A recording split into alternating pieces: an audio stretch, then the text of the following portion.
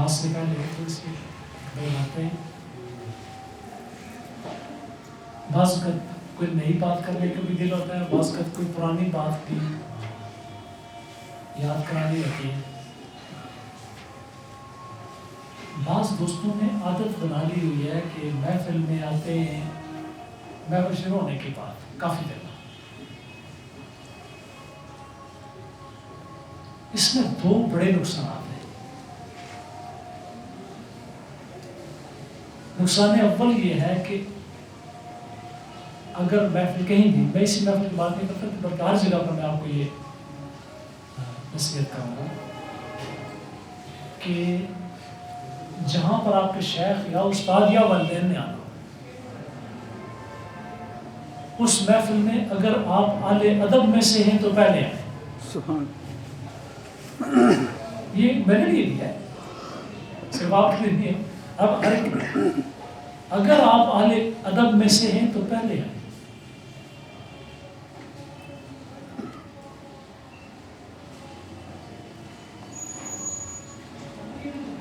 یہ ایسی بات ہے جس کو سمجھنے کے لیے میرے خیال کو زیادہ غور و فکر کرنے کی ضرورت نہیں۔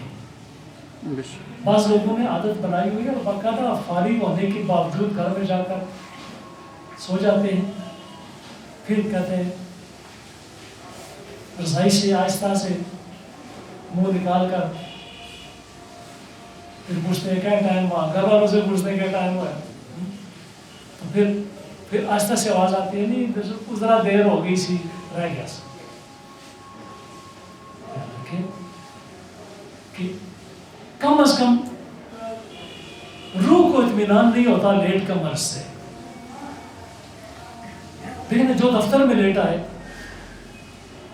اس کے افسران اس کو کیا کہتے ہیں، اس کے اشعار میں لکھتے ہیں باقاعدہ کہ یہ لیٹ کمر ہے، اس پر اعتماد نہ کر، کہیں بڑا کام اس کو دیا سویا رہے گا اور ساری سفیانسی کر دے گا سارے کام کی۔ تو لیٹ کمرز کے بارے میں ایک عام سی پالیسی اور ایک عام سا تاثر۔ اسی طرح جو لوگ صبح کی نماز نہیں پڑھتے یا آ کر بزرگ بن کر جتنے مرضی بیٹھے ہیں، ان کی معلومی میں کوئی شک نہیں ہے، بے شک۔ اگر وہ کسی خوش فہمی میں مبتلا ہوں تو آج یہ خوش فہمی کہیں پھینک کر گھر میں داخل ہو۔ نمازیں 5 فرض ہیں جن میں صبح کی بھی ہے، بلکہ پہلی وہی ہے، ٹھیک ہے؟ بالکل۔ جو لوگ شاید صبح کی نماز کے تارک ہیں ان کے بارے میں حدیث پاک موجود ہے کہ جب وہ سو رہے ہوتے ہیں تو شیطان کہتا ہے ارقد اللیل طویل، کہ سوئے رہو، رات ابھی بڑی لمبی ہے، اور اپنا دھیان چڑھیا ہونا، کیونکہ ان کی دوستی اسی سے ہے، لہذا وہ نے گولڈ آن کر رہا ہے بلکہ تھپکیاں دے رہا ہے، سوئے رہو، رات ابھی بڑی لمبی ہے۔ آقا علیہ السلام ارشاد فرماتے ہیں کہ اس کے کانوں میں پیشاب کرتا ہے شیطان۔ جو لوگ صبح کے وقت سو رہے ہوتے ہیں، نماز نہیں پڑھتے، اللہ کو یاد نہیں کرتے، مجھے بے شک غصے سے دیکھیں لیکن اپنے آپ کو بھی غصے سے دیکھیں۔ مجھے کوئی خوف نہیں آئے گا اگر آپ غصے سے مجھے دیکھیں گے، اس بات پر تو ضرور دیکھیں کیونکہ ظلم جو کر رہا ہوں مجھے پتا ہے یہ ایک ایسا ظلم ہے جو گھر والے بھی نہیں کرتے، لیکن یہ یاد رکھیں کہ آقا علیہ السلام کی حدیث موجود ہے کہ جو شخص صبح سویا رہتا ہے شیطان اس کے کانوں میں پیشاب کرتا ہے۔ 2 بندے ایسے ہیں کہ جن کے کانوں میں شیطان پیشاب کرتا ہے، ایک صبح سونے والے جو نماز کا تارک ہو، کسی بھی نماز کے وقت، لیکن صبح کے وقت کے بارے میں حدیث ہے، اور دوسرے وہ جو غیر محرم عورتوں کے گانے سنتے ہیں ذوق کے ساتھ، شوق کے ساتھ۔ آج کل جب سے یہ ایئر فونز آئے ہیں تو عجیب تماشا بن گیا ہے، رضائیوں میں چھپ کر بھی کیا ہو رہا ہے۔ سائنس نے جہاں انعامات کیے ہیں وہاں لوگوں کے لیے چانسز بڑھا دیے ہیں اس طرح کی کرپشن کے، خودکشی کی، روحانی خودکشی کی، ٹھیک ہے؟ تو ایک تو وہ لوگ کہ جو صبح اٹھ کر نماز نہیں پڑھتے، سرکار فرماتے ہیں کہ 2 نمازیں منافق پہ بڑی باری ہیں، 2 نمازیں، ایک صبح کی اور ایک عشاء کی۔ سرکار نے فرمایا کہ منافقین مدینہ جو تھے وہ سرکار علیہ السلام کی ذات میں ان کا عقیدہ چونکہ یہ تھا کہ نبی کو کون سا پتا ہے، نبی کو علم غیب نہیں ہوتا. عقیدوں کا بھی شجرہ ہوتا ہے نا، اس عقیدے کا شجرہ نسب کہ نبی کو کون سا پتا ہے، یہ مدینہ شریف کے اور یہودیوں سے جا ملتا ہے. یہ شجرہ نسب اس عقیدے کا کہ جن کا عقیدہ یہ تھا کہ نبی کو تو کوئی پتہ نہیں کہ ہم نے نماز صبح پڑھی ہے یا نہیں پڑھی، یا نبی کو تو کوئی نہیں پتا کہ ہم نے عشاء کی جا کر پڑھی ہے یا نہیں پڑھی.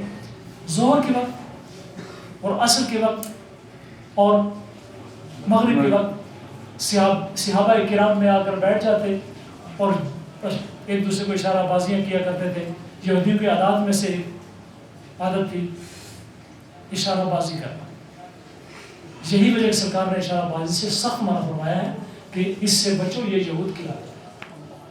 ٹھیک ہے، یا ایک حدیث کے مطابق یہ شیاطین کی عادت ہے. ہمارے یہاں آج کل معاشرے میں دیکھیں نا کہ اشارہ بازی کتنی عام ہے.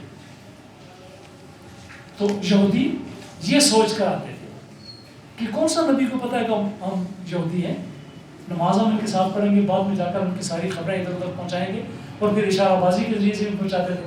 ٹھیک ہے، تو یہ عادت کہ صبح سوئے رہنا اور صبح کی نماز نہ پڑھنا. اس کے بعد دفتر میں بر وقت نہ جانا. حضرت امام عبد الوہاب شعرانی ایک بڑی خوبصورت بات لکھتے ہیں، فرماتے ہیں کہ مجھے کمر کا درد ہو گیا اور وہ ٹھیک نہ ہو. میں تمام طبیبوں سے اور جتنے معالجین تھے اس وقت کے، ڈاکٹرز کا رست نہیں تھا، تو ان سے میں نے ملا، رابطہ کیا، کوئی بات نہ بنے. امام عبد الوہاب شعرانی ان بزرگوں میں سے تھے کہ جن کو سرکار کی بارگاہ پاک میں رسائی حاصل ہے. سرکار کبھی سرکار کرم فرماتے، کبھی یہ حاضر خدمت ہوتے. اولیاء جو سچے ہوتے ہیں ان پر سرکار بھی کرم فرماتے رہتے ہیں اور یہ بھی حاضر ہوتے رہتے ہیں. ٹھیک ہے، آپ فرماتے ہیں کہ ایک دفعہ میں خواب میں سرکار مدینہ کی طرف سے بندہ نوازی ہوئی اور آپ نے ارشاد فرمایا کہ عبد الوہاب صبح کی نماز کے بعد سونا چھوڑ دو، تمہارے کمر کا درد ٹھیک ہو جائے گا. امام عبد الوہاب شعرانی فرماتے ہیں کہ میں نے صبح کی نماز کے بعد سونا چھوڑ دیا، میرے درد کمر گیا، غائب ہو گیا.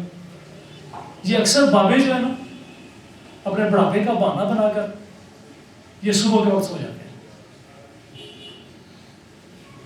ان کا پکا پیچھا کیا کر ان کو نہ سونا دیا کر صبح. ہاں 10 بجے کے بعد یا صبح کا اشراق کا وقت گزر جانے کے بعد اگر آرام کو کرنا چاہے بے شک کریں، بلکہ وہ تو سرکار نے کیلولہ کا وقت جو جن میں حضور نے کیلولہ فرمایا ہے وہ صبح یعنی نصف النہار میریڈین سے تھوڑی دیر پہلے بھی آپ نے آرام فرمایا اور میریڈین کے تھوڑی دیر بعد بھی آپ نے آرام فرمایا. ٹھیک ہے، ایک نقصان تو یہ ہوتا ہے محفل میں لیٹ آنے والوں کو کہ لیٹ کمنگ عادت ہونے کی، لیٹ کمر ہونے کی عادت جو ہے، یہ اس عادت کی بنا پر وہ اس محفل میں بھی لیٹ آتے ہیں اور نتیجتاً اگر بڑے مشائخ تشریف لائے ہوں تب بھی، یا اپنے شیخ ہوں تب بھی، استاد ہوں تب بھی ان کے شان میں بے ادبی ہو جاتی ہے اور بے ادب بے مراد با ادب.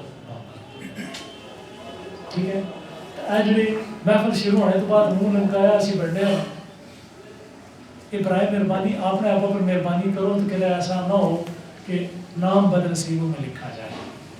کبھی کبھی اتفاق ہو جانا اور بات ہے، عادت بنا لینا ان کا نہیں بولنا لگی. ہاں کبھی کبھی اتفاق ہو جانا اور بات ہے، عادت بنا لینا اور بات ہے. اس لیے اس کو عادت نہ بنائیے. میں نے دیکھا کہ بعض لوگوں نے اس کو عادت بنا لیا. اس کے بعد جو بہت بڑا نقصان اور ہوتا ہے وہ نقصان علم ہے. آپ یہ بتائیں کہ جو محفل میں اس وقت پہنچے ہیں، جو پہلی گفتگو میں نے کی ہے اور ایک ایک سے بڑھ کر علمی نقطہ جو آپ کی خدمت میں پیش کیا ہے، وہ انہیں کون سمجھائے گا؟ آتے بھی ہو، وقت بھی نکالتے ہو، سردی گرمی کی پرواہ نہیں کیے بغیر بھی تم آ جاتے ہو، تو وقت پر آنے میں اور چیزوں کو سمجھنے میں کیا نقصان ہے؟ ٹھیک، یہ یاد رکھیں کہ وقت پر آ کر ان علوم کو سیکھیں جو یہاں پر محنت کے ساتھ لائے جاتے ہیں، محنت کے ساتھ بانٹے جاتے ہیں۔ علوم کا سیکھنا بہت ضروری ہے۔ اور آج کے دیکھیں، آج کی ساری بات ہی علم کی ہے کہ فرشتوں کے سامنے پروردگار کریم نے جو امتیاز آدم رکھا تھا وہ علم ہی تھا۔ ٹھیک ہے،